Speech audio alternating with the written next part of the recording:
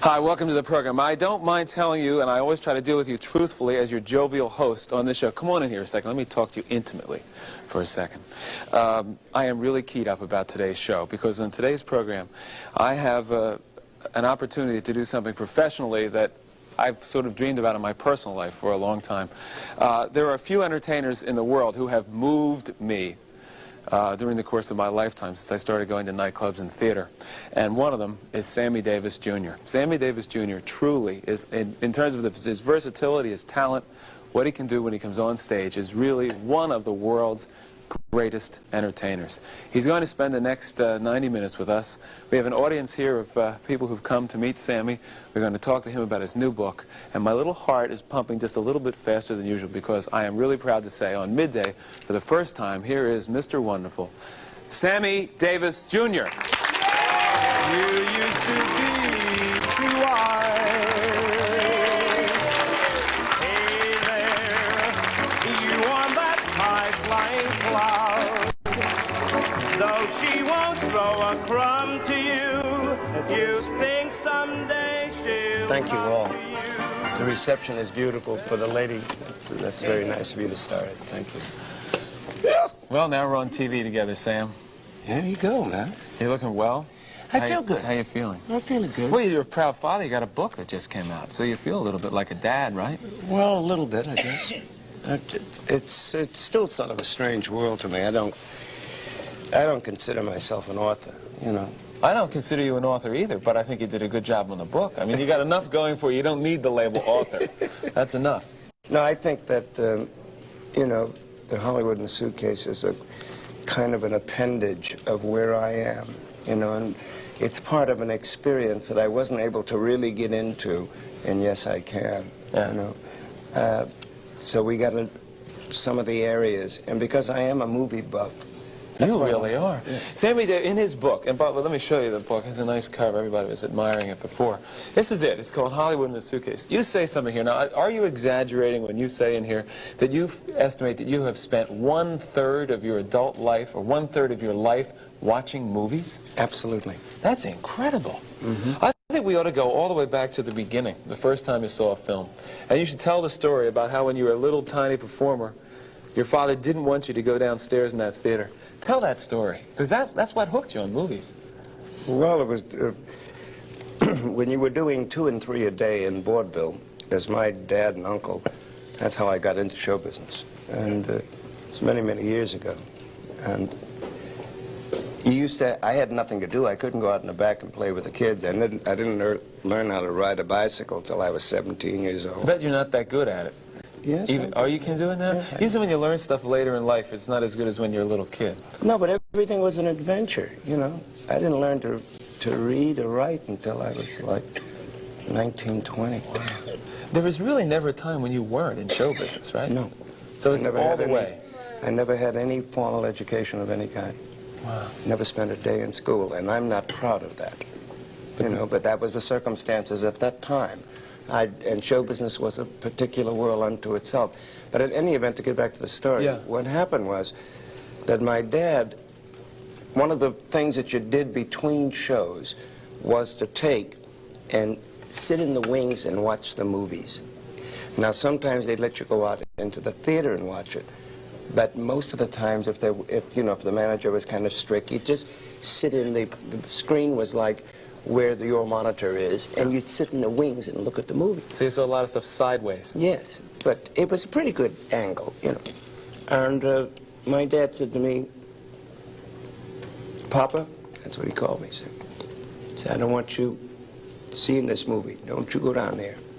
He said, you go down in the green room, where you have a green room here in your studio, where all the performers used to sit around. He says, you sit down there and play, you know.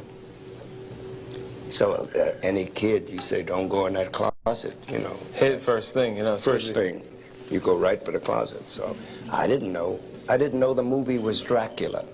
How old were you at this point? That's important to get the age right here. How old were you? Oh, I must have been 5 or 6. 5 or 6, yeah. Didn't know the movie was Dracula.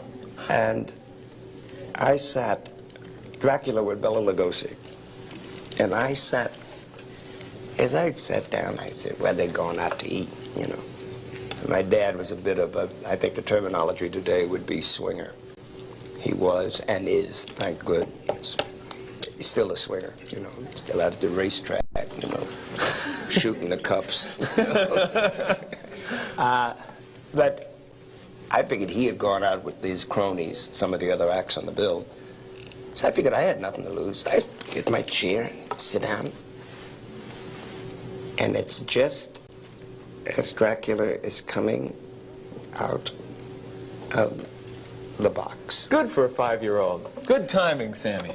And my mouth, I did this. And that's the way it stayed. And that's what hooked me. I was frightened. I was fascinated. It was all real to me. Yeah. It was terribly real to me. And it frightened me. And then, I don't know why a 5-year-old would think this, but maybe it has something to do with the fact that I was in show business, even at that age, and had been in it a few years. That I started saying, hey, how did they do that? How did they turn him into a bat? Because I knew that wasn't real. Yeah. You know. Yeah. I knew that was a trick. And that's what hooked me, the combination of being frightened, the combination of all of that was going on, and the fact that he could do this, and all of a sudden the bat would fly out the window, you know. You know what, now let's really flash forward. You have an enormous collection of films. You watch films all the time. I guess you got videotapes. You got probably a high percentage of the really fine films that have been made you own or have in a collection, right? Yes, I do.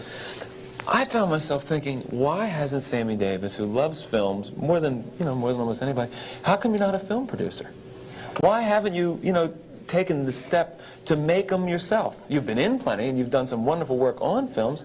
Why don't you go into making films? Well, I produced a couple of films. Did you? What are some of the ones you made? I produced A Man Called Adam. That Mel Torme and Frank Sinatra Jr. and Jackie Leonard, right? And Louis Armstrong, Cecily Louis Tyson. Armstrong had a wonderful part in that. Do you know the makeup man today is the makeup man that was on that film? I know. See, we try to get things comfortable here for you. No, but I produced that, and I produced a couple of things. Did you like producing films? Yes. You did? I would like it better now, because I wasn't too much into the nuts and bolts, you know. But I think as one gets older and gets more settled in his life, and at the age of 54, you know, I would like to really get into the workings of it, that and directing. So you may do it. I mean, it's absolutely possible. Oh, absolutely, if I find the right kind of thing, you know. It's Redford finding the right. These ordinary people. A lot of it's a brilliant film. Have you seen it yet? No, I have not. It is great. And one of the things that's interesting, here's a film that the book was bought, it hung around, people passed on it, there's a script. All of a sudden, Redford saw something, and it's truly a work of art. It's an excellent film. Well, you see, he didn't jump in and just try to do something to capitalize on the fact that it's Robert Redford directing. He did it right. He did it the right way, and that means devoting a lot of time to it. Because you and I know, but perhaps maybe the people in the studio or at home, it is, you know, you see a picture and they say a 10-week shooting schedule. Well, the producer's on the picture a good year, if you're lucky, year, but certainly 6 months before the first day of shooting even starts. Yeah. He's got to be there with the director. He's got to get the director, get the people, cast it, and all of that. The director comes in and he works on the film. He's got to do post-production. He's got to do the shooting, line up all of the shots and everything else. He's got to deal with the actors, and then he's got to do pre-production, then post-shooting. You know, pre-production, post-production rather. So he's with the film. If the actors get through in 10 weeks, but the director's there for 6 months. He rides it all the way. Oh, yes. Well, there's a lot I want to talk to you. I want to talk to you about you're working with Jerry Lewis as a director and your experience with Elvis Presley and Richard Burton and obviously Frank and the many things in the book. And we've got some pictures from the book. Let's come back and go through some of those things. All right. Directly from the book and Sammy's career. We'll be back right after this. Break it and she won't care. Won't you take this advice? Photograph in the Daily News. Yes, you can.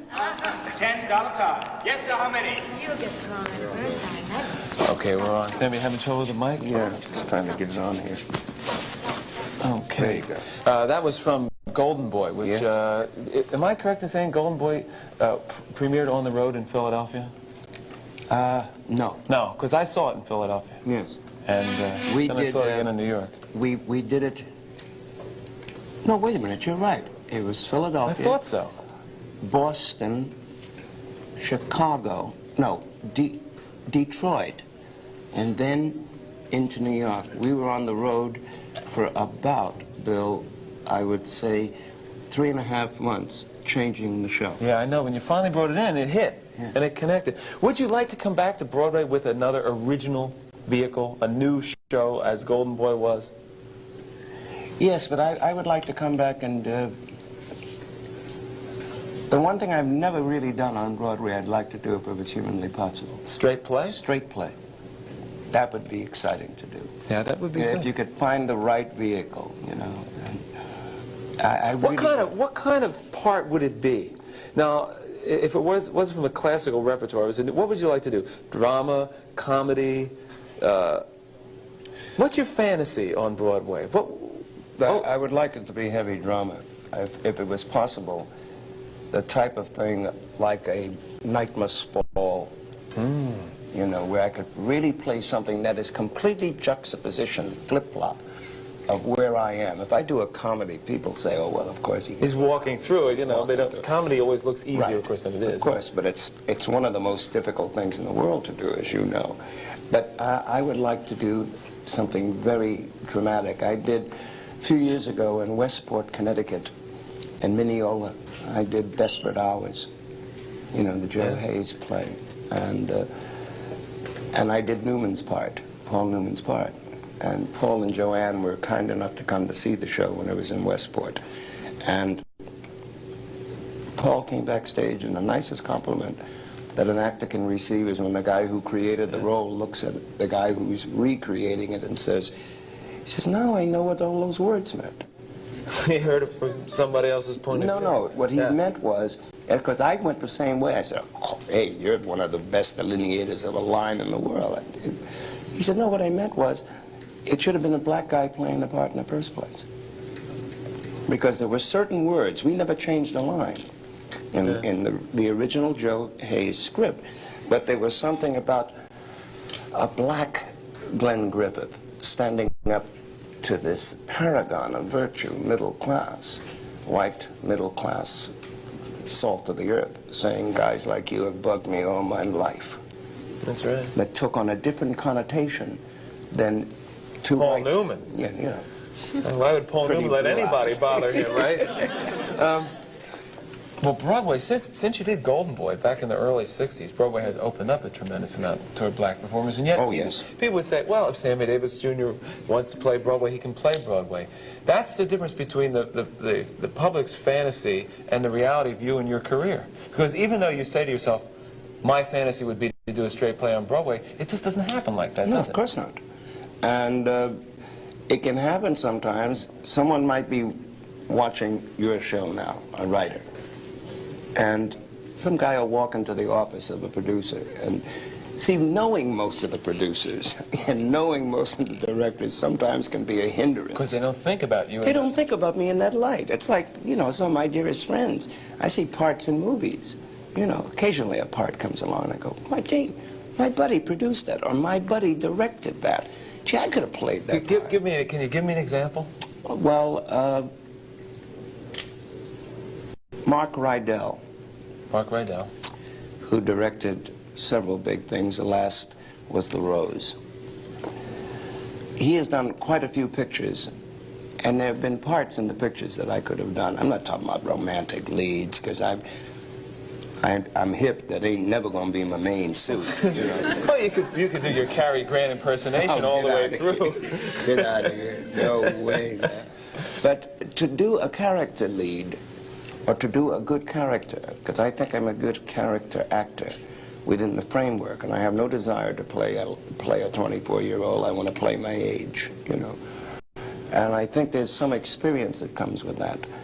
I was supposed to do Requiem. I was supposed to be the little buddy of the fighter in the movie. Tony Quinn. Tony Quinn, yeah. And Tony wanted me to do it, and the producer wanted me to do it. But unfortunately, the director didn't want me to do it.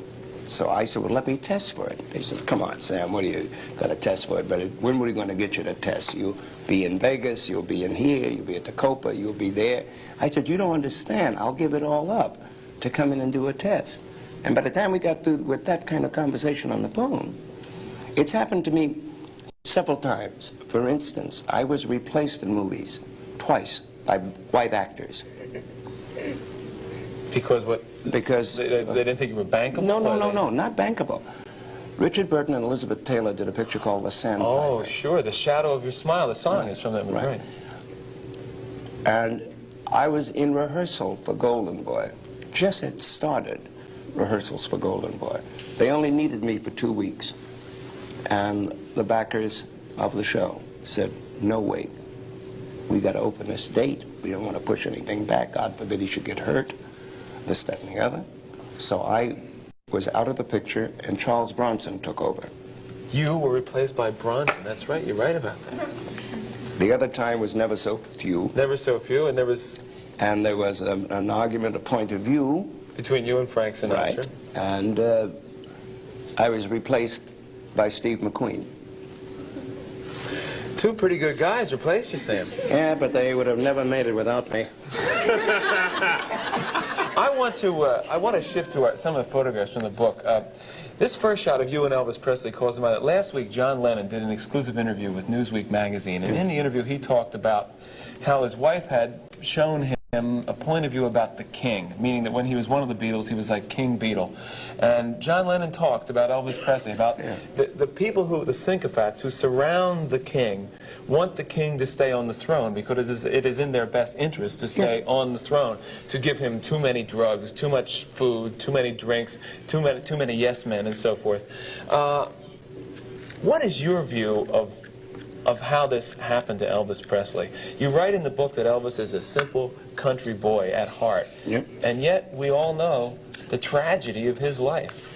Well, I think it's partially due, Bill, to the fact that Elvis, they convinced him it was safe to do what he was doing. He did. Don't try to break the mold. 20 movies all in the same mold, right. This was on the set of Loving You. It's a Hal Wallace picture. And I used to visit him, and he'd come to see me. I was working at a place called the Moulin Rouge in Los Angeles at the time. And I used to do an impression of Elvis. And I never saw you do that one. No, I know. A lot of people didn't. I did it on the I did it on the West Coast. Oh, I see. It was your West Coast act. Yeah, it was one of my West Coast things. Yeah. It was very big on the West Coast. But I did Elvis, and I used to play the guitar and the whole thing, you know, and did Hound Dog and all that jazz. And everybody was talking about it, so he and his whole group of guys came in to see it one night and broke up. And from that point on, he and Nick Adams and myself and a few of the other cronies, the Hollywood people, would all hang out with Elvis. We'd go up, and he'd run movies. Yeah, he was a movie buff. He was a big movie buff. And then he got trapped within that whole Elvis. Not that he believed it, but I think they convinced him, you can't break this mold. Because he was offered serious parts. Yeah, I did not know, and this is a fascinating piece that comes in your book, that at one point it was considered that you and Elvis would play in the Defiant Ones, which later was Tony Curtis and Sidney Poitier, right? Why did that fall through? I think it was, well, I think that Elvis, I think the Colonel nixed it. The Colonel really didn't want Elvis to do anything except do Elvis Presley movie musicals. And subsequently is why Elvis said, I don't want to do any more movies. You know, because I've done it. How many times can I keep going out doing basically the same story in a different locale, supposedly? But what, you know, what I always wondered, and I loved Elvis Presley. I saw him with the old Jordanaires in Philadelphia when I was at ninth grade, and they were throwing eggs at him on stage because there were still people who couldn't believe that this guy was getting up and doing this stuff. I could never understand why a guy with that force and that magnetism couldn't just push the Colonel aside and say, get me a movie part. This is what I am doing. Why was he not able to break that? Well, it's 50-50, Bill. You know, it's like my saying, I don't want to work Vegas anymore. I don't want to work Lake Tahoe. I only want to work in front of symphony orchestras. Now, as I say that, Sounds good. You know, sounds marvelous, and I know I could equip myself to do it, I think, pretty well. But then you start thinking about the bread you're missing, the money, see? And then you're safe there. Now you're going for something. And if you've got enough people who disagree with you, you start to say, well, maybe I should. Then comes the other 50%. 50% was the idea and the thought. Yeah. The other 50% is the input that you get that makes you feel insecure, and you say, well, then you use cop-outs like, well, I'll please them. Well, what you're doing is pleasing yourself. And you get hung up, so it's the dog chasing his tail. It keeps going in a circle. This may seem like an odd question. It just occurred to me as you're talking about the people you want to surround them with. Is it hard to be really rich? Really rich because of the responsibilities of being Sammy Davis Jr. and the way that you come to live a lifestyle? In other words, you really couldn't take a problem. Well, you have lots of bread. Of course, you could say, I'm not going to work for a couple of years. But doesn't it get to the point you got to keep working just to keep it as rich and as great and as much fun as it is? Well, one hand washes the other, you know, but fortunately, thank God, I could quit tomorrow. But I once heard... And still live. In other words, I wouldn't have to sell my home. Of course not. I wouldn't have to sell my jewelry, you know, right. Or the paintings. Don't take that jewelry in the subway. It may be ripped off you. But I guess what I once think I remember reading an interview where you said that you did the Broma Seltzer commercials at one point to keep a certain amount of people on the payroll. No, I never said that. No? No, that was not true. That was not true. No. Because that gave me the impression that maybe there was a big entourage, like with Muhammad Ali in the fight tonight. People have the sense he's going into the ring because he spent all his money. I can't believe that would possibly be true. I don't think that's true either. The question is, and I'm saying, is it hard to be really wealthy? I think it's hard to try to maintain a particular standard which you made yourself accustomed to, you know. Unless you suddenly do a turnaround. And my turnaround came very slowly. Yeah, and I'm very happy about the fact, you know, I no longer feel upset if I'm not invited to a party. How come I wasn't invited to that, you know? What are all those cars doing outside the house? It can be a next-door neighbor or something. It doesn't upset me. And when I go on vacation, I go with my wife out to these. We've been married 10 years. And it's very comfortable. And we go and get a boat, perhaps. Or we just go to Hawaii. We go to Phoenix, lay up. She plays tennis, I play golf, and like that. And you don't need 72 people around you. Good. You know, but I'm Good saying... clarification. But also I'm saying that it's awfully nice to know that you have a standard of an income of a kind that if in dire straits... See, the one thing that most rich people, I mean tremendously wealthy, non-show business people, have to have a problem with is cash flow. You know, they can be property poor. They can own half of Madison Avenue, and the taxes alone will eat them up, you know. And so cash flow is important. Well, that is never a problem with me. Oh, it must have been at some point back in Harlem. No, but I'm not talking about that. I know, but even then, being on relief, man, in Harlem, you understand what I'm saying? Everything was proportionate. In those days, when we made $30 a week for the three of us, food didn't cost but $5 a week. Yeah, it's true. Rent was $1 a day in a hotel. You know, you didn't go into a hotel and for a single room pay $250, which is what one of the new hotels in New York is getting for. Listen, we got to take a break. Let me come right back. And we will continue with Sammy Davis as soon as we can get rid of these commercials. Enjoy the commercials. We'll be back with Sammy. Welcome to Aspen. What do you have? Yes, diamond studs, finest grade. And every single album Ray Charles ever made. For the people all said, sit down, we're rocking the boat. The people all said, sit down, we're rocking the boat. And leave the music up a second. Remember this? Sit down, sit down, sit down, sit down, sit down, you're rocking the boat.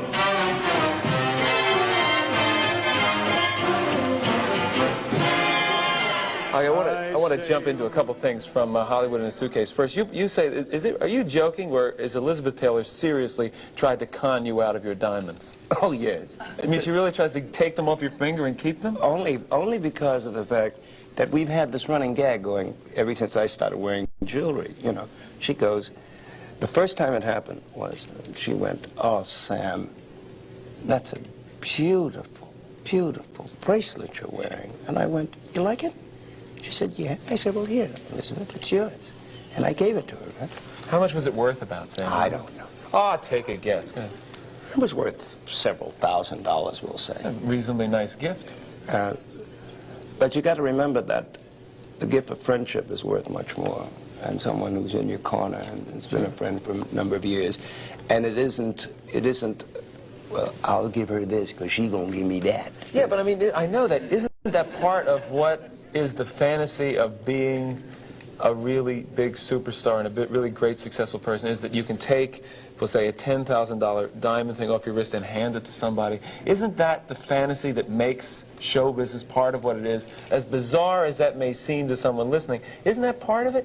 That you once were this little guy growing up on 148th Street in Harlem, and you have by using your talent, and it's in your power, to do something as crazy and as kooky and as friendly and as great as that? Isn't that it? Well, I think that has a part of it. I think that's a part of it. I think we all do that. You know, and I think that goes back, if we're to stretch the point a bit, it goes back to guys giving away cigars. Yeah. You know, look how, and you don't give away cheap cigars, you know. But I'm saying proportionately, everything, because having a baby is a very important event, and you want everybody to share it with you. Maybe it's part of what you said, but in this particular case, I have done what you've said, incidentally, many times in the early days of my success. You regret it at all now that you look back and think, gee, why did I do that? What did I need? Why did I need to do that? In other words, it was a need I had, you know. What was it, though? What do you think that you needed just to give? To be loved, to be recognized, to be accepted. And I did it for those purposes then, and those reasons. And I don't deny it, and I don't look back on it with, ugh, why did I do that? I think, had I failed as a human being, had I not gotten to the point where I am now, in terms of the respect of, like, your audience and the people that you meet walking down the street who look at you and they smile at you, and you know that somewhere along the line, whether it's on the tube or in person, you've touched, and you've put, as far as they are concerned with you, you have credibility with them, and you didn't have to buy it. Right. And they consider you a friend, and you didn't have to pay for it. You know what I'm saying? Absolutely. Except in good performance. I want to ask you, quite frankly, I mean, this is coming right from Hollywood in a Suitcase, why did you write in the book that you had, at one point, were having a problem with drugs, and you felt that drugs were affecting your performance on stage? You didn't have to tell people that. No, but I wanted to tell them because if I can save one young kid who thinks it's glamorous to sniff cocaine or light a joint or to shoot up, though I never shot up, if I can save one kid from doing it, then it's worth my opening up the door and letting people know it. I didn't do it for sensationalism. I only did it because I just felt that if it could happen to me with all the smarts, then it certainly can happen to a young kid, 18, 19 years old, and don't let nobody get you into that. Oh, just 13, try it. Sam. Listen, I see him in the park, 12. Well, I know that. You know. But I'm talking about in terms of the show business. Oh, okay. And because that's when a lot of kids will suddenly get exposed to it. You know, what was your cycle? How did it, you talk about once you woke up in the morning and there were people still in the house and you said to Altarese, this is it, no more, I don't want this anymore. But what was the cycle of whatever it was, whatever drugs you were doing in parties or whatever, that you felt was affecting your performance? And when was it? I was curious as to when this was in your career that you felt that you were starting to slip. About 8, 9 years ago. Beginning of the 70s. Yes. Yeah. And we were coming out of the 60s into the 70s, and it hadn't, I don't know, there was just like, it was still that, we still had a lot of the early 60s. Yeah, the 60s didn't end in 1970. Right, right, that's it. You just nailed it. It didn't end, and we were still carrying the 60s with us. But when it happened to me, when it started to affect the one thing, Yeah. you understand? The instrument, yeah. and I could no longer function. How did it affect you? I mean, what would happen? You'd be out there. Let's take my hometown, Philadelphia, where I have seen you. I've seen you at the Latin Casino, and I saw you at Convention Hall, the old big barn in Philadelphia. Okay. Hypothetically, you're out on stage during this period when you were, doing grass and coke, right? And booze. What would you feel on stage that was different? I mean, obviously, you're... I couldn't remember, for instance, had I told that joke. Did you just tell a joke? No, but I'm... But I couldn't remember... I go out for the second show, for instance, at the Latin, and couldn't remember whether I told the joke the first time or did I tell the joke earlier on the second show. And while you're doing that, in your mind, and your mind's going... You're losing your pacing. So that the whole thing, it becomes the whole thing becomes the domino principle. You just knock one open, the rest of them go. You know, so I remember one particular evening in Vegas, I turned to George Rhodes, and I said, "Gee, George," I said, "Hey, man, this is a tough audience." You know, because I did one of my standard jokes, and he was vamping for me to do, and a joke that I knew always got him, you know. And George looked at me and said, "Well, they laughed the first time you told it."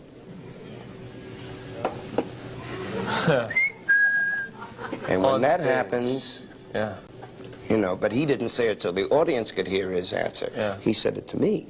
And I realized then it had to be some adjusting. Okay, let me get back to what John Lennon was saying, you know, about Elvis Presley and about himself and the Beatles. Did you find that there were people who wouldn't level with you, who were around you, who wouldn't say, "Hey, Sam," you know? No, I never suffered from that. No, were there people who were willing to give you a joint? Willing to give you coke and just No, none of my people. None of my people. On the contrary, God forbid I do something wrong. You know, and they will tolerate it to a point, but if I'm wrong, I am wrong. And being Sammy Davis Jr., quote, superstar, that's why most of the people who are with me have been with me for, I think the youngest cat with me is like 7 years or something, but most of the people, George and Shirley, 20-some-odd years, Murphy Bennett, 20 years, you know, Dwayne Rice, you know, like 12 years, you know, so it's, you don't have that kind of, you don't get that kind of input from people unless it is a two-way street in terms of honesty in relationships. You said you're 54 years old now. Oh, we gotta take one last short thing on this. Okay. What is there anything that haunts you now at age 54 as a fear? Anything that you find yourself that's in your mind now? I'm 54 years old. I have to do this that you weren't thinking about 10 years ago. Yes, when I was 44, I didn't think about, I'm 54 years old, I got to do this now. Okay, I got it. We'll be right back with some audience questions for Sammy right after this. I couldn't resist, I got to That's the moment. A little more of that music for Sammy to hear. Remember this, Sammy? Yes, we did. That was for the repertoire album, and that's Dean, Frank, and myself. That's right. Not that many records of you three. You ought to cut an album together, the three of you. They've been trying to do that for 15 years. Well, this you can't get them guys to work. Well, you did one cut together. Let's take some questions for Sammy from our audience. What's your name? Richards, Jose Richards. Okay, what do you want to ask Sammy? Mr. Davis, before I ask you, I just want to tell you that I think you're truly the world's greatest entertainer. You're very kind.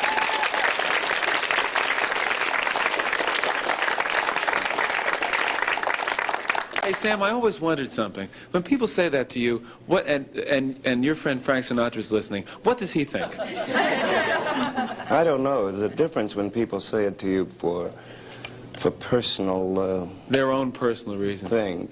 But when someone has a sincerity, Mr. Richards has, and the audience does it without a cue card saying, you know, that's, I feel very proud of it. I don't really believe it, but I feel very proud of it. Because I don't believe in the greatest anything. I think there's somebody in Cleveland who never got a shot. who's better than all the people that are out there, including me. But he may never get the opportunity. But I like the fact that people think of me not as the greatest, but as they think enough of me to give me their confidence. I think that's a wonderful response. Right. Now, here's an interesting question, because it refers to some of the stuff you're writing in the book. The question is what? Mr. Davis, with vaudeville gone and a lot of the exposures that an up-and-coming entertainer can look forward to, if you had to start all over again now in the 80s, how would you go about doing that? I wouldn't have the faintest idea. Good answer. No, but I'm serious, because the rule of thumb has changed completely. There is no more Royal in Baltimore, no more Howard in Washington. The Apollo opens and closes. There are no theaters, and there is no more vaudeville, and there ain't no more nightclubs. So you either have to have a hit record as a prerequisite.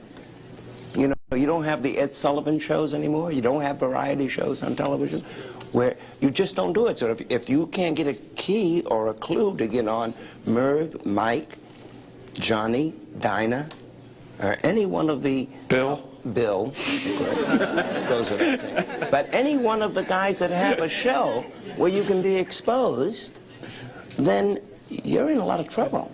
Thank you. Next up. Thank you for the question. Yeah, it's a good one. Hi. What's your name? Clara Boone. Clara, what would you like to ask? Clara Boone? Yes.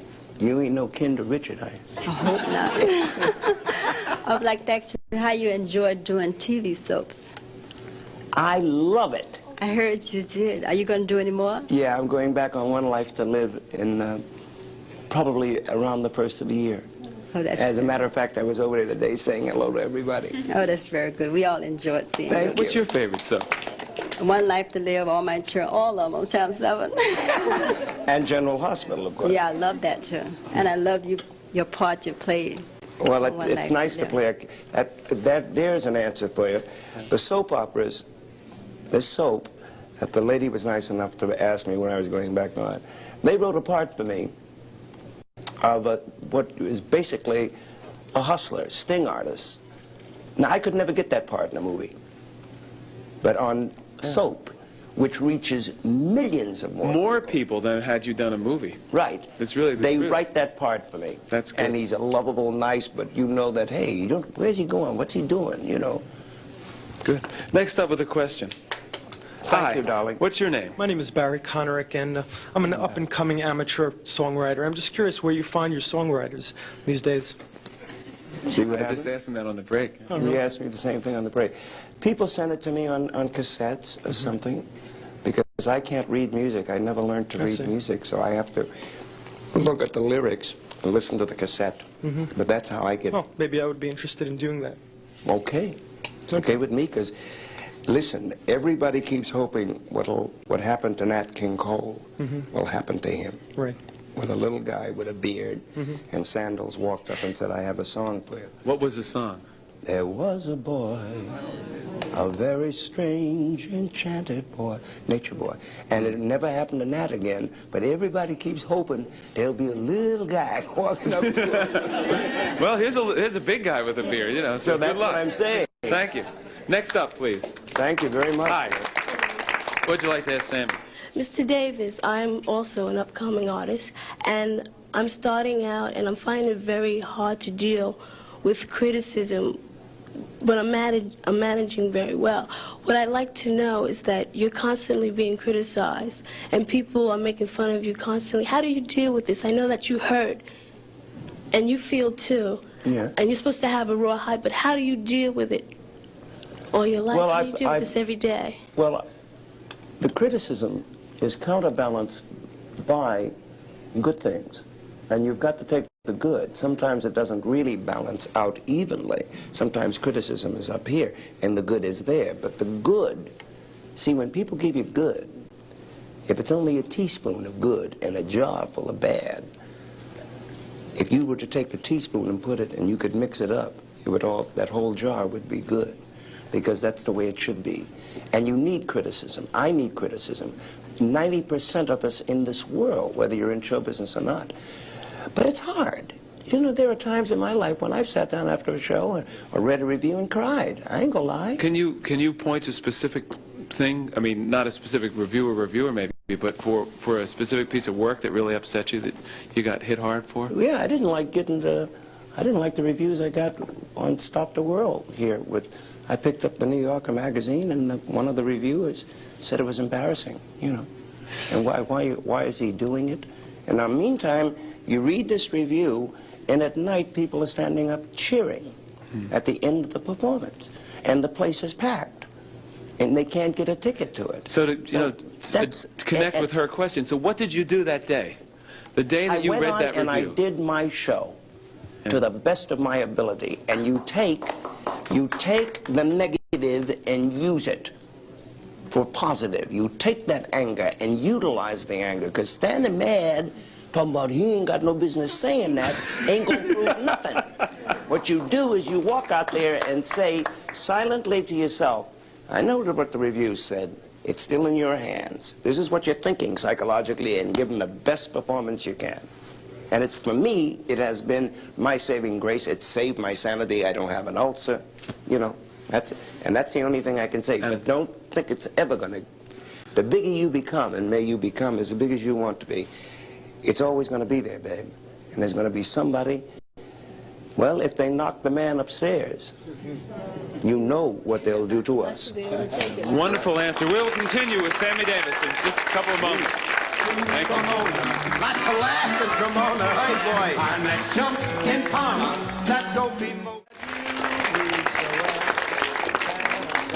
Okay, next up, question for Sammy. Someone who has read the book has a question about one of your statements in there, right? What is it? Hi, Sam. You are Lark Kendall. Lark Kendall, yes. How are you? I'm enjoying this tremendously, I have to tell you. There is a part in the book that you said that Jerry Lewis fell into the same niche, more or less, as Elvis Presley did. And I kind of want you to elaborate on that. Would you please? No, I just meant that there was a time in Jerry's life where there were 90 people around him all the time.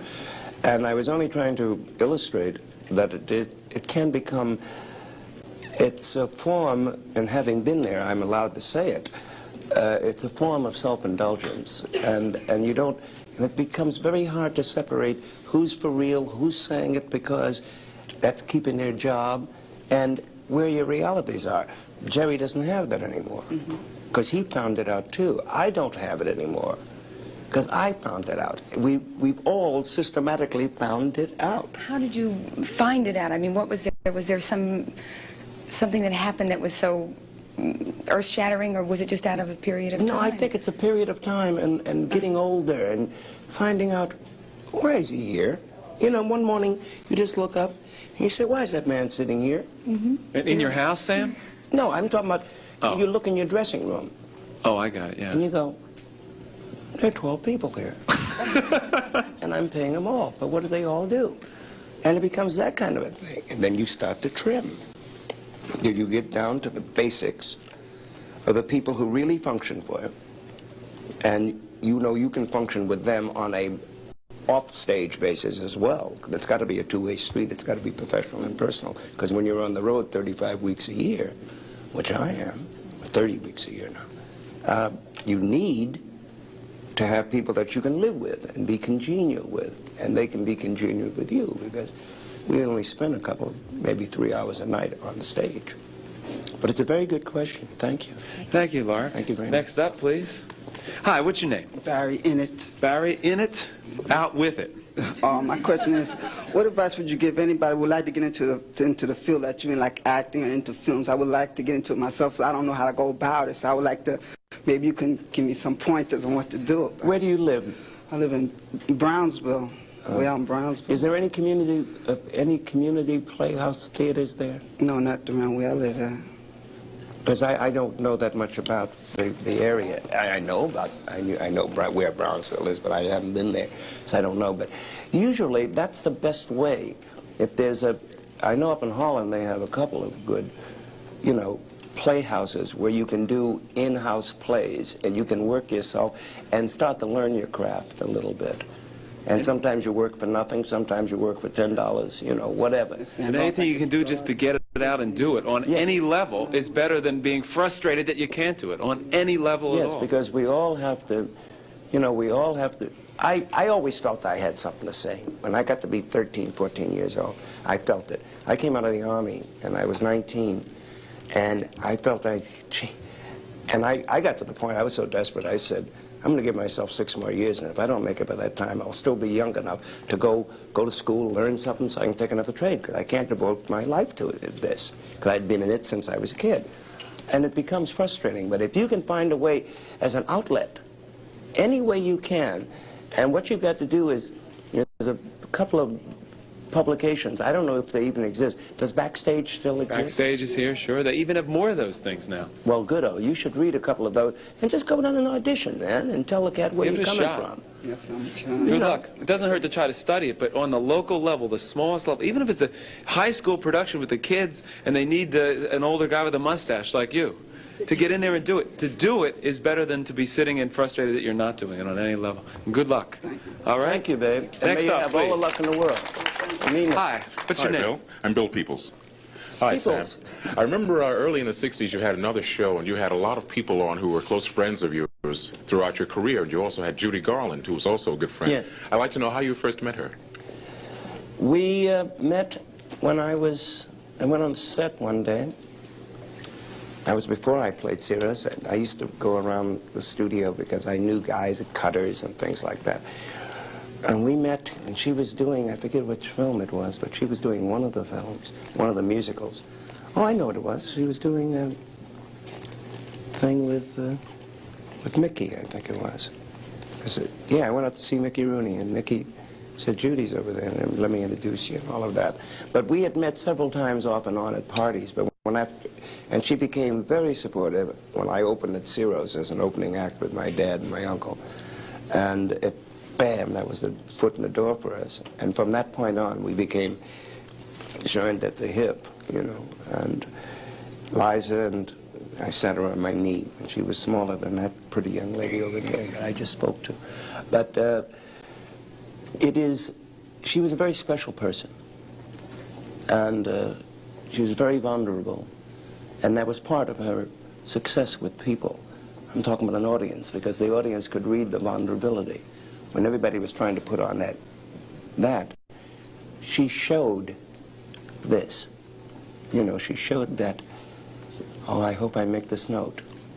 And she wasn't doing it as an act, but it just came through. So you wanted to reach out and say, if you're afraid of it, don't go for it. You know, but she would do it, and the whole audience would just go, yeah! You know, she was a one of a kind. You know, very special. Thank you. Thank you. We'll return with Sammy Davis right after this.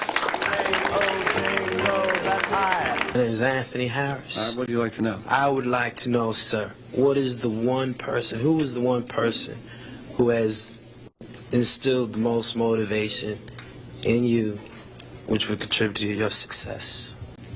That would be awfully hard, Anthony. It really would, because there were so many people, and the list is endless.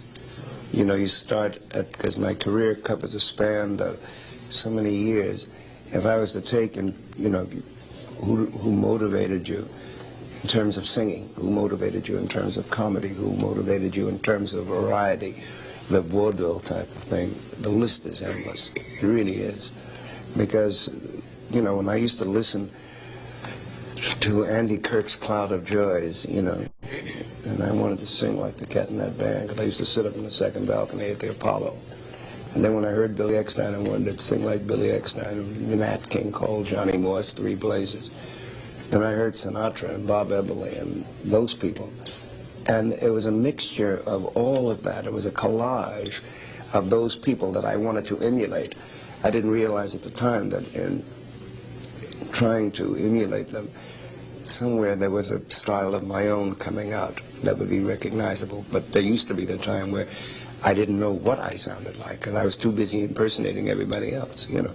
But to get back to your main question, I couldn't pick one person, you know. No one idol. No one idol. And I think it would be unfair if I did. Because if I thought I had one, which incidentally I don't, I have many idols. See, I look at Michael Jackson, and I go, wow. I don't envy him, but I certainly do idolize him, man. Sweetness and that sound. That sound, it's pure as raindrops, man. It's that pure, and the way he moves, you know. Look out, please. Put a hurting on you, boy. And particularly if you had ever been a bit of a mover yourself, as I used to be, you know. But not like that. So there are so many that you know, when you think about people who motivated comedy, you know, I go back to for every Laurel and Hardy, there's Pigmeat and John Mason. For every W.C. Fields, there's Milton Berle. So that I had to work with, so the list becomes very long. Sam, I'd like to ask you a little bit about Frank Sinatra. In the book, you say that Frank is someone who really was, at one point in your life, a mother hen to you. Yes. And your friendship is legendary, Sammy Davis and Frank Sinatra, for so many years. And I, as my audience says, love Frank Sinatra. In fact, he's done this show for a 1-hour interview about 5 years ago. How did you meet Frank Sinatra, and what was there about the young Sammy Davis Jr. that appealed to Frank? What were the circumstances when you first met Frank Sinatra? Before I answer that, I didn't want the young man to walk away with No, you can stay right up here. It's part of his question. You know, without him being acknowledged. Yeah. I didn't even know he left. Yeah, I know. I know you didn't. No, I met Frank about 2 weeks before he left Tommy Dorsey's band. We replaced Tip Tap and Toe. For the Will Mastin Trio, your father and your uncle, right? They were supposed to do 3 days in Detroit, and they couldn't make it, so they called up Pete Iodice, which is a local agent. Pete Iodice. Oh, Pete Iodice. Right. And he got us. We were a local act. We were living in Detroit at the time. No, we were starving in Detroit. So to work with Tommy Dorsey's orchestra, and we were just opening act, 7 minutes and get off. And you were a teenager, right, at that time? Yeah. And I was about 13, I think, 13 going on 14. And he was the boy singer in the band. And he said, I'm leaving the band, you know. He said, I've only got 2 more weeks, and I'm going on my own. He said, I'm going to be in the Rio Bamba, you know, which was one of his first dates. And that's also the first time I met Buddy Rich, because Buddy was playing in the band. And it was a very, it was one of those clicky things. So that subsequently, when I got out of the Army, some 4.5, 5 years later, with still the uniform on, I went to CBS. I went to NBC first, because he was doing your Lucky Strike hit parade. Then he had his own show. You're talking about the radio now. Yes. Hit parade on the radio. And he also was doing a CBS radio show, the Frank Sinatra Hour. So you used to have to stand in line, but servicemen or ex-servicemen, if they had the uniform, always had preference. So I'm standing there. So after the show, I saw the hit parade, and I ran around the back. So I had my paper out for an autograph. And Frank was signing, you know. And he looked down like this. He said, don't I know you? And I said, yeah, we worked together once. I worked with my dad and my uncle. He said, yeah, the kid was Detroit. And I said, yeah. He said, what are you doing here? And he's signing other people's names. But he's looking at me. I said, well, I live in California. I just got out of the Army. I'm trying to rattle it all off. And he said, well, if you live here, come out next week. Maybe we'll get a chance to talk. He said, why don't you come for rehearsal? I'll leave tickets for you. So, and that started it all over again. And from that point on. It was just a case of a friendship where there was just a natural good feeling between two people when you first met. But I mentioned the timing because there was no idea, neither Frank nor myself, nor anyone else, I think, in or out of show business, thought that it would ever get to the point where it is for me now. I know I never did. I never dreamt of it. Yeah. And also, I think you give Frank a lot of credit for some of your early help in movies. And literally, he started my movie career. He started your movie career and took some chances on you. Yep, because it wasn't fashionable then. Yeah. If you understand my meaning. I got what you mean. Okay. Let's take one more question, please. Thank you. Okay, here's a little guy with a question. You, Thank you. What's your name, pal? Peggy. Peggy? Yeah. Are you a guy or a girl? A girl. Hey, Peg, I'm sorry. Listen, I guarantee I don't make that mistake with older people. What would you like to ask, Peggy? Well, how did you feel the first time you went out on stage? Yeah, what's the first thing you ever remember? The very first time you ever remember performing? I remember performing when I was about 4 years old. Yeah, I can remember that. And I didn't feel anything except I wanted to get out there.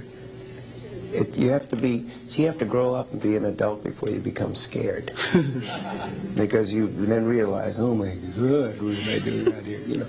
But as a kid, I just enjoyed it, and it was fun. And they used to dress me up like I was a 44-year-old midget. So I had the long pants suits and had a rubber cigar, you know, and I used to have to act like a midget. So to me, it was all fun and games. Okay? Yeah. See you later, Peggy. Thanks. See you, Peg. Little Peggy. Next for the question, please. Hi, how are you? Wait, I help myself up. What's your name? Hi, I'm Abimael Rios. Okay. Sammy, I'd like to ask a question dealing with celebrities like yourself who cast their opinions, their political opinions on, on people, and your association with Nixon and the whole thing. I mean, how did that come? Jeez, that was what I was going to do the whole next segment of the show on. Well, here I am, Bill. All right. How much time in this segment, Hal? That's a fist. We're going to take a break, and we'll come back, and I'll ask the questions. I got the pictures and everything ready to go. Thank you. We'll be right back.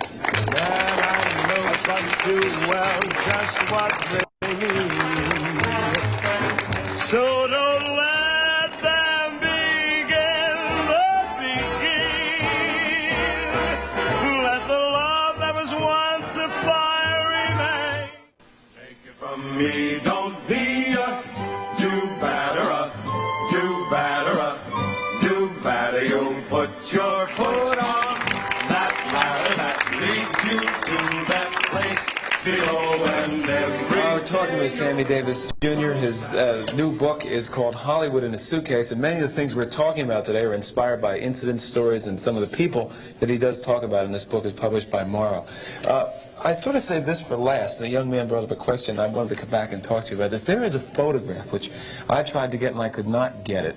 It's a photograph that I'm sure in a way haunts you. I'm really curious about this, of you hugging Richard Nixon. Mm-hmm. And it was from a live television thing that was done at one point for Richard Nixon when he was running. No, it wasn't a television. No, wasn't it? It was done at the, he showed up, we were doing a rally. That's right, a youth rally. A youth rally.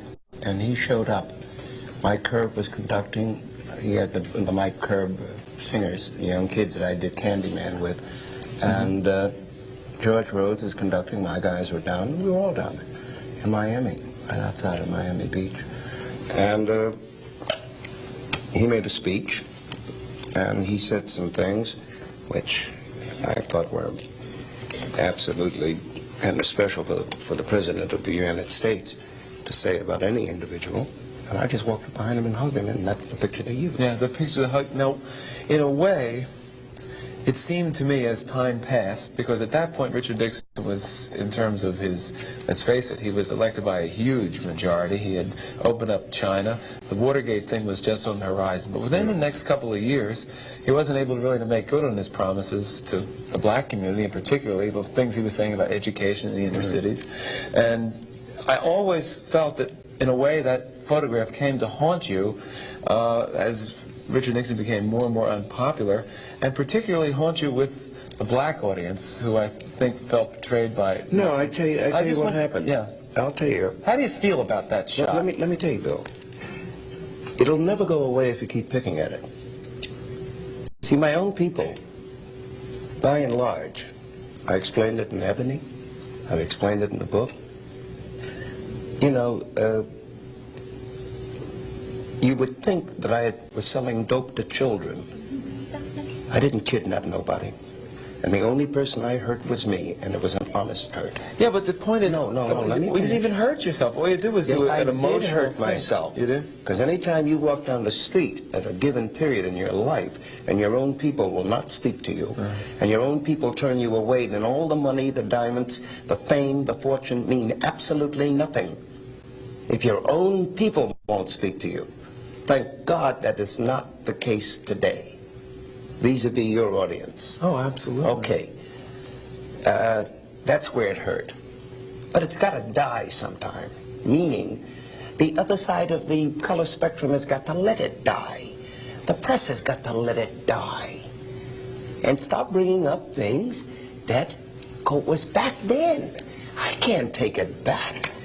And if I was to go back and put me back in 1972 under the same circumstances, I would damn well do the same thing again. I understand that.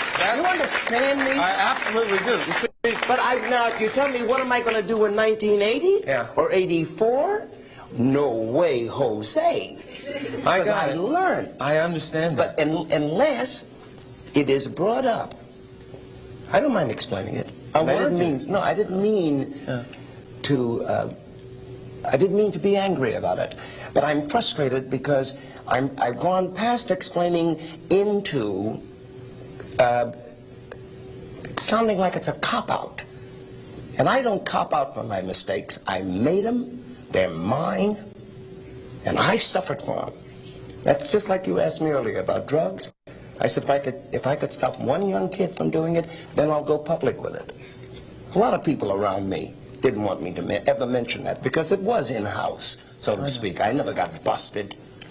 I never let stuff ever happen to me, but I wanted to let them know that I went through what they went through.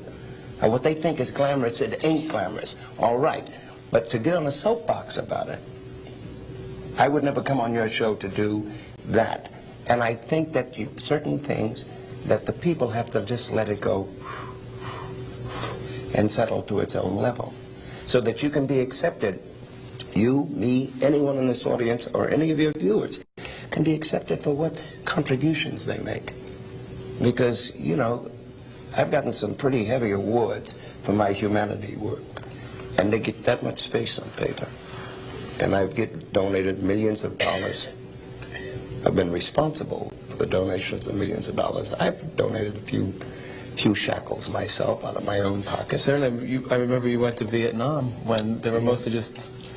But you got to ask me, why did I go to Vietnam? I know why you went to Vietnam. I was going to say you went to Vietnam because there weren't that many black entertainers going to Vietnam. And they had nobody to root for. None of the brothers had nobody to root for over there.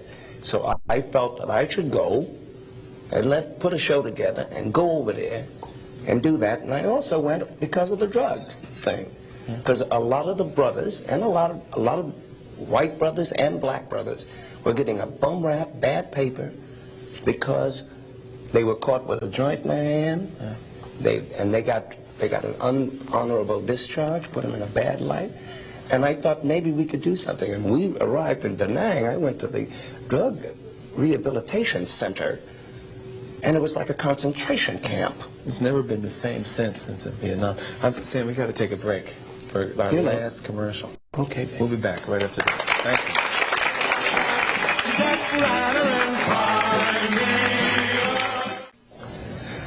Tonight is a fight between Muhammad Ali and Larry Holmes. What do you think is going to happen? I have the famous idea. I know Larry. I've met him on several occasions. He's a very, very nice young man. I happen to adore Muhammad Ali. He's magic. You know, you talk about one of a kind. And we've been friends for a good number of years. Before the championships, and I say that advisedly, championships. And in the beginning, when I first saw Muhammad, before he got into the kind of shape he's in now, I kept saying, oh, please, you know, to myself. I'd never voice an opinion to that man, unless he asked me. I kept saying, I hope he doesn't go back into the ring. When he made the decision, and I saw him after he had made the decision, and this fight had been signed, he still didn't look it. But I looked at him about 8 weeks ago. And that was 8 weeks ago, not what he looks like now. He still had the little pouch, still had the mustache. But when he shaved the mustache off, and I saw a picture of him the other day, you know, now whether he can do the stuff, but he's certainly got it up here. And I just hope that he doesn't, if the fates so deem it, if anyone can do it, he'll be the one to do it. And if it he shouldn't get hurt if it doesn't happen. Yeah. And may the best man win. Well, we'll know soon enough. Listen, we have one of the best men on our show today, Sammy Davis, and I know that you're busy, and I know that there are lots of things to do when you come to New York, but if we could ever do this again, and even get some of you same folks back, we got some people who never got to their questions, it would be our treat. Well, let me say two things. One, I would like to take time out to thank you, your crew, everybody for being as congenial to me and my little family that came in with me as they have been. But a big thank you to the audience. Yeah. Thank you for the questions. Thank you, Sammy. Thank you for this.